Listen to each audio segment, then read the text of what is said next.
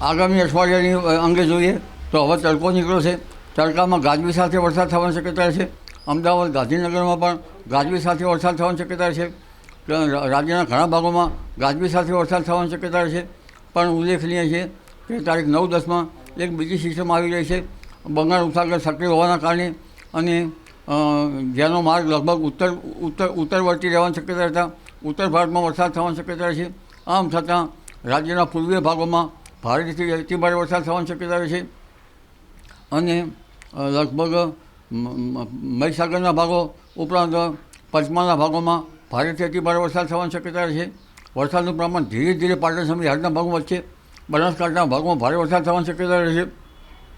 કેટલાક ભાગમાં અતિભારે વરસાદ થવાની શક્યતા રહેશે. આ ઉપરાંત દક્ષિણ ગુજરાતના કેટલાક ભાગમાં ભારેથી અતિભારે વરસાદ થવાની શક્યતા છે. નવસારી સુરતના ભાગમાં ભારે વરસાદ થવાની શક્યતા છે. કેટલાક ભાગમાં અતિભારે વરસાદ થવાની શક્યતા રહેશે. દક્ષિણ ગુજરાતમાં અહમદનગર વલસાડના ભાગમાં વરસાદ થવાની શક્યતા રહેશે. હમણાં મુંબઈ મહારાષ્ટ્રના ભાગોમાં પણ વરસાદ થવાની શક્યતા રહેશે.